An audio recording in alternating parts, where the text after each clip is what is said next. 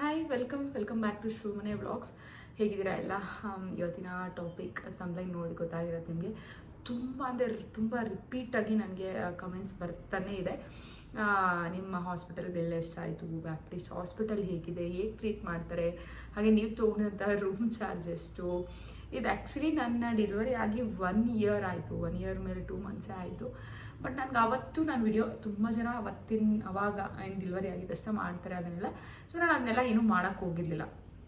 So ಅದ್ರ ಬಗ್ಗೆ ಎಲ್ಲ ಇಂಟ್ರೆಸ್ಟ್ ಯಾರಿಗಿರುತ್ತೆ ನನಗೆ ಗೊತ್ತಿಲ್ಲ. ಸೊ ನನಗೆ ಹಂಗೆ ಅನಿಸು. ಸೊ ನಾನು ಅದನ್ನೇನೂ ಮಾಡಿರಲಿಲ್ಲ.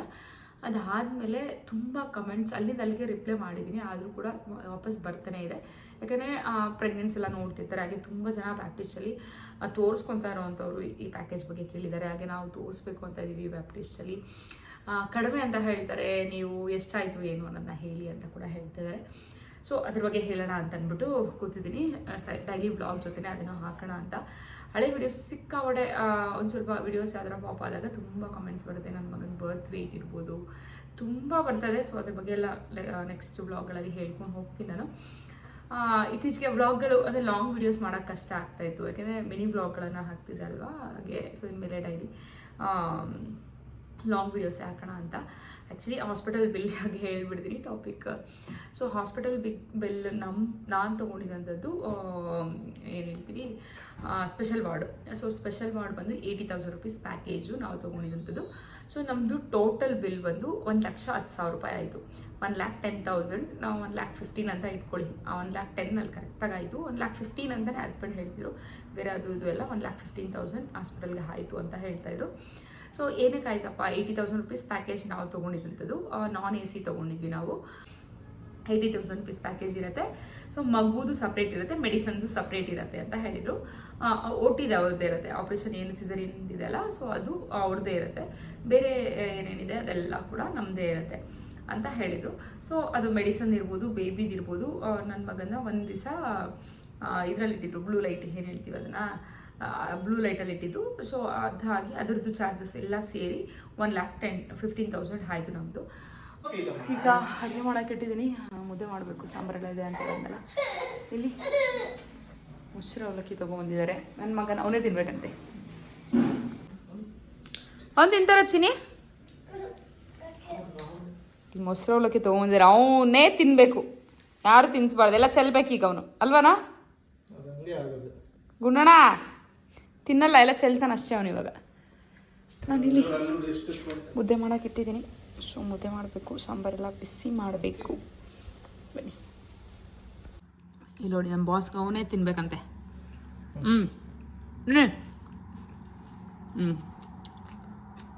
ನಾವು ತಿನ್ಸಕ್ಕೆ ಹೋದ್ರೆ ತಿನ್ನಲ್ಲ, ಅವನೇ ತಿನ್ಬೇಕಂತೆ.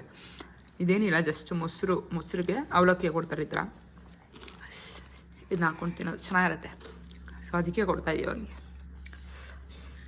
ಅವ್ನ ಫೇವ್ರೆಟ್ ಮೊಸರು. ಹಾಗೆ ಸ್ವಲ್ಪ ಸ್ನ್ಯಾಕ್ಸ್ ತೊಗೊಂಬಂದಿದ್ರು, ತಿಂದ್ಬಿಟ್ಟು ಮುದ್ದೆ ಮಾಡೋಕ್ಕೆ ಬಂದಿದ್ದೀನಿ. ಸಾಂಬಾರು ಇತ್ತಲ್ಲ, ಸೊ ರೈಸು ಮತ್ತು ಮುದ್ದೆ ಮಾಡ್ಕೊಳ್ಳೋದು ಅಷ್ಟೇ. ಮತ್ತು ಹಾಸ್ಪಿಟಲ್ ಬಗ್ಗೆ ಹೇಳಬೇಕು ಅಂದರೆ, ನಾನು ಸ್ಪೆಷಲ್ ವಾರ್ಡ್ ತೊಗೊಂಡಿದ್ದರಿಂದ ನಮ್ಮದು 1,10,000 to 15,000 ಆಯಿತು. ಬಟ್ ನೀವು ಜನರಲ್ ವಾರ್ಡ್ ಬರುತ್ತೆ, ಮತ್ತು ಡಬಲ್ ಶೇರಿಂಗ್ ಇದೆ, ತ್ರಿಬಲ್ ಇದೆ, ಮತ್ತು 6 ಮೆಂಬರ್ಸ್ದೇನೋ ಶೇರಿಂಗ್ ರೂಮ್ ಇದೆ. ಸೊ ಅದೆಲ್ಲ ಇನ್ನೂ ರೇಟ್ ಕಡಿಮೆ ಆಗುತ್ತೆ. ನೀವು ಗೂಗಲಲ್ಲಿ ಸರ್ಚ್ ಮಾಡಿದ್ರು ಕೂಡ ಸಿಗುತ್ತೆ ಹಾಸ್ಪಿಟಲ್ದು ಚಾರ್ಜಸ್ ಡೀಟೇಲ್ಸು. ಮತ್ತು ಅದು ಟ್ರಸ್ಟಿಂದ ಆಗಿರೋದ್ರಿಂದ ರೇಟ್ ಕಡಿಮೆ ಇರುತ್ತೆ. ಬಟ್ ಟ್ರೀಟ್ಮೆಂಟ್ ಮಾತ್ರ ತುಂಬ ಚೆನ್ನಾಗಿ ಮಾಡ್ತಾರೆ. ಎಲ್ಲದಕ್ಕೂ ಕೂಡ ನೀವು ಒಬ್ಬರೇ ಇದ್ದೀರಾ, ಗಂಡ ಹೆಂಡ್ತಿ, ಬೇರೆ ಯಾರೂ ನಿಮ್ಗೆ ನೋಡ್ಕೊಳ್ಳೋರಿಲ್ಲ ಅಂದರೂ ಕೂಡ ಅಲ್ಲಿ ನರ್ಸ್ಗಳೇ ಫೀಡಿಂಗಿಂದ ಇಡ್ಬೋದು, ಸ್ನಾನ ಮಾಡಿಸೋದಿರ್ಬೋದು, ಪ್ರತಿಯೊಂದು ಕೂಡ ತುಂಬ ಚೆನ್ನಾಗಿ ನೋಡ್ಕೋತಾರೆ. ನನಗಂತೂ ತುಂಬ ಇಷ್ಟ ಆಯಿತು. ನಮ್ಮ ಅತ್ತೆ, ನಮ್ಮಮ್ಮ ಎಲ್ಲರೂ ಹೇಳಿದ್ದಷ್ಟೇ, ತುಂಬ ಚೆನ್ನಾಗಿದೆ ಹಾಸ್ಪಿಟಲ್ಲು. ಕ್ಲೀನ್ನೆಸ್ ಇರ್ಬೋದು, ಪ್ರತಿಯೊಂದು ಕೂಡ ತುಂಬ ಅಂದರೆ ತುಂಬ ಚೆನ್ನಾಗಿದೆ. ನನ್ನ ಮಗನಿಗೂ ಕೂಡ ಆರಾಮಾಗಿದ್ದಾನೆ. ಅಂದರೆ ಡಾಕ್ಟರ್ ಕೈಗುಣ ತುಂಬ ಚೆನ್ನಾಗಿದೆ ಅಂತಲೇ ಹೇಳ್ಬೋದು. ಹಾಗೆ ನಾರ್ಮಲ್ ಡೆಲಿವರಿ ಆದರೆ ನಾನು ಕೇಳಿದಾಗ ನಾರ್ಮಲ್ ಆದರೆ 30,000 ಇರುತ್ತೆ. ಜನರಲ್ ವಾರ್ಡ ಗೊತ್ತಿಲ್ಲ, 30,000 ಆಗುತ್ತೆ ಅಂತ ಹೇಳಿದರು. ಜನರಲ್ ವಾರ್ಡ್ಗೆ ಇರಬೇಕು. ನಾನಲ್ಲಿ ಯಾರೋ ಒಬ್ರದ್ದು ಕೇಳಿದೆ. ಸೊ ಅವ್ರು ಹೇಳಿದ್ದು 30,000 ಆಯಿತು ನಮ್ಮದು ನಾರ್ಮಲ್ ಆಗಿದ್ದಕ್ಕೆ ಅಂತ ಹೇಳಿದ್ರು. ನಂದು ಏನದು ಸಿಸರಿನ್ ಮತ್ತು ಟ್ಯುಬೆಕ್ಟಮಿ ಅಂದರೆ ಫ್ಯಾಮಿಲಿ ಪ್ಲ್ಯಾನಿಂಗ್ ಆಪ್ರೇಷನ್ ಎರಡೂ ಸೇರಿ 80,000 ರುಪೀಸ್ ಪ್ಯಾಕೇಜು. ಅದು ಟ್ಯುಬೆಕ್ಟಮಿಗೆ 15,000 5,000 ಏನೋ ಎಕ್ಸ್ಟ್ರಾ ಅಷ್ಟೇ. ಅದಕ್ಕೆ ಇದಕ್ಕೆ ಡಿಫ್ರೆನ್ಸ್ ಬೇರೆ ಏನಿರಲ್ಲ. ತುಂಬ ಜನ ಕೇಳ್ತಾ ಇತ್ತು, ರಿಪೀಟೆಡಾಗಿ ಕಮೆಂಟ್ಸ್ ಬರ್ತಾನೆ ಇತ್ತು. ಸೊ ಅದಕ್ಕೋಸ್ಕರ ರಿಪ್ಲೈ ಮಾಡಿದೆ. ಬೇರೆ ಏನಾದರೂ ಇನ್ಫಾರ್ಮೇಷನ್ ಬೇಕು ಅಂದರೆ ಕಮೆಂಟ್ ಮಾಡಿ ತಿಳಿಸಿ. ಆದಷ್ಟು ಈ ರೀತಿ ವ್ಲಾಗ್ಗಳಲ್ಲೇ ಶೇರ್ ಮಾಡೋಕ್ಕೆ ಟ್ರೈ ಮಾಡ್ತೀನಿ.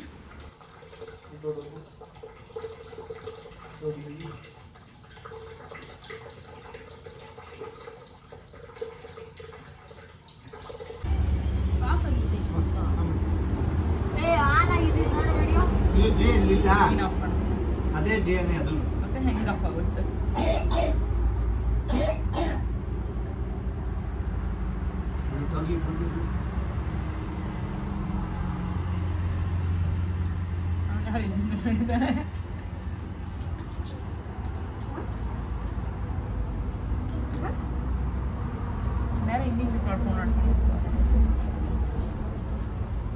ಬಿಸಿ ಬಿಸಿ ತಿನ್ಬಿಡು ಮುದ್ದೆ.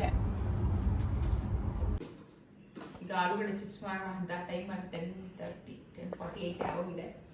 ಸೊ ಈಗ ಮಾಡ್ತಾ ಇದ್ದೀನಿ. ನನ್ನ ಮಗನ ಇಟ್ಕೊಂಡು ಬೆಳಿಗ್ಗೆ ಹೊತ್ತು ಮಾಡೋಕ್ಕಾಗಲ್ಲ. ಆಲೂಗಡ್ಡೆ ಊರಿಗೆ ತೊಗೊಂಡಿದ್ದು ನಮ್ಮ ದೊಡ್ಡಮ್ಮವ್ರು ಹಾಕಿದ್ರು, ಮಂಜು ದೊಡ್ಡಪ್ಪ ಅವರು. ಸೊ ಅದು ಕೊಟ್ಟು ಆಲ್ಮೋಸ್ಟ್ ಒಂದು 15 ಡೇಸ್ ಆಯ್ತು. 15 ಡೇಸಿಂದ ಅನ್ಕೋತಾನೆ ಇದ್ದೀನಿ, ಮಂಜು ಹೇಳ್ತಾರೆ ತೊಳ್ಕೊಡು, ರಾತ್ರಿ ಹೊತ್ತು ಮಾಡ್ಕೊಡ್ತೀನಿ ಅಂತ. ಎಲ್ಲಿ ಅವ್ನು ಎತ್ತಿದ್ರೆ ಅಂತ ಏನು ಮಾಡಕ್ ಬಿಡಲ್ಲ. ಇವಾಗ ಅಲ್ಲಿ ರೂಮಲ್ಲಿ ಕೂತ್ಕೊಂಡು ಏನೋ ಮಾಡ್ತಾ ಇದ್ದಾರೆ. ಸ್ವಲ್ಪ ಮಾಡ್ಕೊಂಡು ನೀರಲ್ಲಿ ಹಾಕಿ ಇಟ್ಬಿಡೋಣ, ಬೆಳಿಗ್ಗೆಗೆ ಒಣಗಾಕ್ಬಿಡೋಣ ಬೇಯಿಸ್ಬಿಟ್ಟು ಅಂತ ಅನ್ಕೊಂಡಿದ್ದೀನಿ. ಸೊ ನೋಡಿ, ತುಂಬ ಚೆನ್ನಾಗಿ ಬರುತ್ತೆ ಇದ್ರೊಳಗಡೆ. ಇದನ್ನೆಲ್ಲ ನೀರಲ್ಲಿ ಹಾಕಿಟ್ಬಿಟ್ರೆ ಬೆಳಿಗ್ಗೆ ಮಾಡ್ಕೋಬೋದು. ಸಿಪ್ಪೆ ತೆಗೆದ್ಬಿಟ್ಟು ಹಾಕಿದ್ದೀನಿ ನಾನು. ಇನ್ನೂ ಸ್ವಲ್ಪ ಇದೆ. ಇದು ಬೇಗ ಆದರೆ ಅದನ್ನು ಹಾಕ್ಕೊಳ್ಳೋಣ ಅಂತ ಅಂದ್ಕೊಂಡಿದ್ದೀನಿ. ಇನ್ನೂ ಪಾತ್ರೆ ತೊಳೆದಿಲ್ಲ. ಬೆಳಿಗ್ಗೆಗೆ ಥರ್ಸ್ಡೇ, ಸೊ ಪೂಜೆ ಕೆಲಸ ಎಲ್ಲ ಇರುತ್ತೆ. ನೋಡೋಣ ಎಷ್ಟೊತ್ತಾಗುತ್ತೆ ಅಂತ. ಲೈಟ್ ಹಾಕ್ಕೊಳ್ಬೇಕು. ಆಮೇಲೆ ಇದು ತುಂಬ ಚೆನ್ನಾಗಿ ಬಂದಿದೆ, ತೆಳ್ಳಕ್ಕೆ ನೋಡಿ ಅಷ್ಟು ತೆಳ್ಳಕ್ಕೆ ಬಂದಿದೆ ಅಂತ. ಇದು ಇದೆಲ್ಲ ಮಾಡೋಷ್ಟರಲ್ಲಿ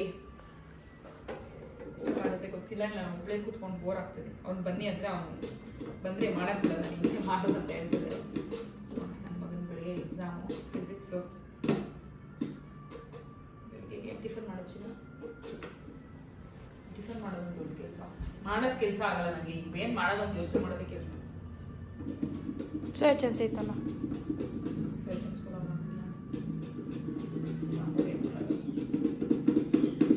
ಬಸ್ಸಾರು ಕುಂಬಳಕಾಯಿ ಹಾಕ್ಬಿಟ್ಟು ಬಸ್ಸಾರು ಮಾಡಿ ಸಾಕಾಗಿದೆ. ನನ್ನ ಮಗನ ಬಸ್ಸಾರು ಅಂದರೆ ಆಗಲ್ಲ. ಹೀಗೆ ಓಕೆ ಓಕೆ ಓಕೆ ಓಕೆ ಅಂತ ತುಂಬ ಚೆನ್ನಾಗಿತ್ತು. ಸಾಂಬಾರು ಮಾತ್ರ ಖಾಲಿ ಆಗೋದು. ಸ್ವಲ್ಪ ಮಿಕ್ಕಿದ್ದು ಬಿಸಾಕಕ್ಕೆ ಮನಸ್ಸು ಬರ್ತೈತೆ. ನಾಳೆ ದಿನ ಇಷ್ಟು ಮಾಡಿ ಪಾತ್ರೆ ತೊಳೆದು ನಾನು ಮಲ್ಗ ಅಷ್ಟರಲ್ಲಿ ಇನ್ನೂ ಅದು ತೊಳೆದಿಟ್ಟಿದ್ದೀನಿ.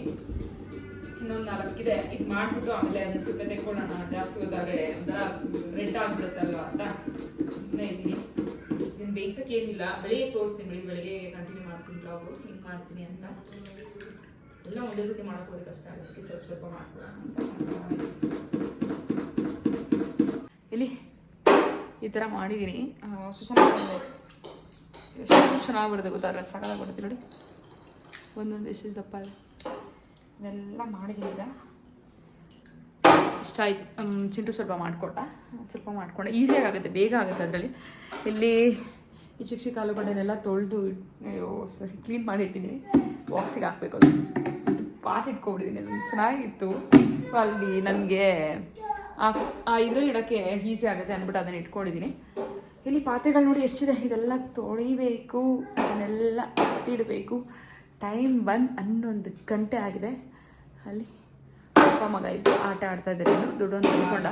ಅವ್ನಿಗೆ ಎಕ್ಸಾಮ್ ಅಲ್ಲ, ಬೆಳಗ್ಗೆ ಬೇಗ ಆಯ್ತು ಹೇಳ್ತಾನೆ. ಸೊ ಅದಕ್ಕೆ ಸ್ವಲ್ಪ ಬೇಗ ಮಲಗ್ತಾನೆ. ಈಗ ಬನ್ನಿ ಇದನ್ನೆಲ್ಲ ತೊಳೆದ್ಬಿಟ್ಟು ಆಮೇಲೆ ನಿದ್ದೆ ಬರ್ತದೆ ನನಗೂ.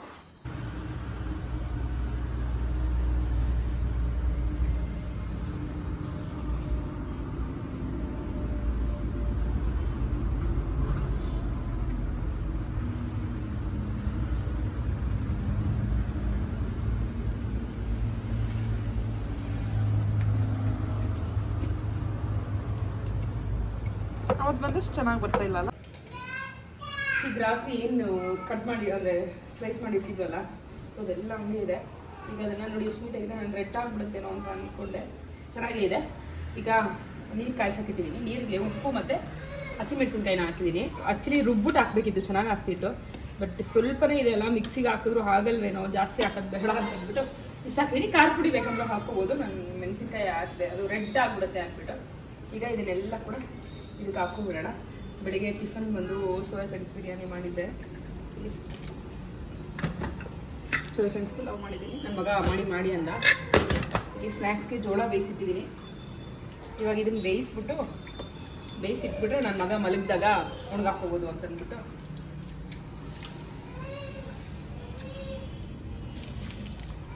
ತುಂಬ ಚೆನ್ನಾಗಿ ಬಂದಿದೆ. ಸ್ಲೈಸು ಅಷ್ಟು ಚೆನ್ನಾಗಿ ಬಂದಿದೆ ಗೊತ್ತಾ. ಬಟ್ ಈ ಪಾತ್ರೆ ಸಾಕಾಗುತ್ತೋ ಇಲ್ವೋ ಡೌಟು. ಎಷ್ಟಾಗುತ್ತೆ ಅಷ್ಟು ಹಾಕ್ತೀನಿ. ಆಮೇಲೆ ಎತ್ಕೊಂಡ್ಬಿಟ್ಟು ಇದು ಸ್ವಲ್ಪ ಈಗ ಇದೆಲ್ಲ ಬೆಂದಿದೆ. ಸೊ ಎಲ್ಲ ಎತ್ಕೊಂಡ್ಬಿಟ್ಟು ಇನ್ನೊಂದು ರೌಂಡ್ ಹಾಕೋಬೇಕು. ಇನ್ನೂ ಅಷ್ಟಿದೆ. ಇನ್ನೊಂದು ರೌಂಡ್ ಹಾಕ್ಕೊಂಡ್ಬಿಟ್ಟು ಒಟ್ಟಿಗೆ ಒಣಗಾಕ್ಬಿಡ್ತೀನಿ. ನನ್ನ ಮಗ ಮಲಗಿದ್ಮೇಲೆ ಒಣಗಾಕ್ತೀನಿ, ಇಲ್ಲ ಅಂದರೆ ಅಲ್ಲೇ ಚಿಪ್ಸ್ ಮಾಡ್ಬಿಡ್ತಾನೆ ಅವನ್ನೆಲ್ಲ.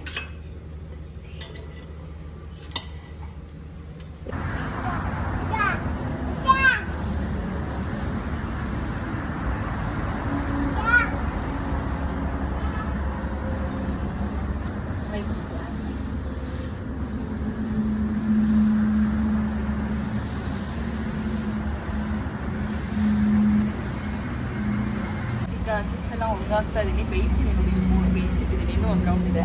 ಸೊ ಇದನ್ನೆಲ್ಲ ಒಣಗಾಕ್ಬಿಡೋಣ ಅಂತ. ನನ್ನ ಮಗ ಇನ್ನೂ ಮಲಗಿಲ್ಲ, ಅವ್ನು ಮಲಗಿಲ್ಲ. ಅಟ್ಲೀಸ್ಟ್ ಇನ್ನಾದರೂ ಒಣಗಾಕ್ಬಿಡೋಣ ಅಂತಂದ್ಬಿಟ್ಟು ಒಣಗಾಕ್ತಾ ಇದ್ದೀನಿ. ಬಿಸಿಲು ಈ ಕಡೆ ಚೆನ್ನಾಗಿ ಬರುತ್ತೆ. ಮೇಲೆ ಟೆರೆಸ್ಗೆ ಹೋಗಿ ಹಾಕಿದ್ರೆ ಕಷ್ಟ ಆಗುತ್ತೆ ಅಂತಂದ್ಬಿಟ್ಟು ಇಲ್ಲೇ ಹಾಕಿದ್ದೀನಿ. ಇಲ್ಲಿ ನೋಡ್ಬೋದು ನೀವು ಎಷ್ಟು ಚೆನ್ನಾಗಿ ಒಣಗಿದೆ ಅಂತ ಎಲ್ಲ ಕೂಡ. ಇವಾಗ ಇದನ್ನೆಲ್ಲ ಕೂಡ ಚೆನ್ನಾಗಿ ಒಣಗಿಬಿಡಿದೆ ಫುಲ್ಲು. ಸೊ ಇದನ್ನೆಲ್ಲ ಬಾಕ್ಸಿಗೆ ಹಾಕ್ಕೊಳ್ಳೋದು. ಇದಕ್ಕೆ ಹಾಕ್ಕೋಬೇಕೆಲ್ಲ ಅದು ಕೂಡ. ಬಾಕ್ಸ್ ಹಾಕೊಂಡು ಸ್ಟೋರ್ ಮಾಡಿಕೊಂಡು ಆರಾಮಾಗಿ ವರ್ಷ ಎಲ್ಲ ತಿನ್ಬೋದು. ಇನ್ನೂ ಸಾಕಾಗಲ್ಲ ಇದು, ಇನ್ನು ಸ್ವಲ್ಪ ಮಾಡಿ ಸ್ಟೋರ್ ಮಾಡ್ಕೋಬೇಕು. ಸೊ ಇದಾಗಿತ್ತು ಇವತ್ತಿನ ವ್ಲಾಗ್. ಎಲ್ಲರಿಗೂ ಕೂಡ ಇಷ್ಟ ಆಗಿದೆ ಅನ್ಕೋತೀನಿ. ಇಷ್ಟ ಆಗಿದೆ ಪ್ಲೀಸ್ ಲೈಕ್, ಶೇರ್, ಕಮೆಂಟ್ ಅಂತ ಹೇಳ್ತಾ ನೆಕ್ಸ್ಟ್ ವಿಡಿಯೋಲಿ ಸಿಗೋಣ. ಅಲ್ಲಿ ತನಕ ಬಾಯ್.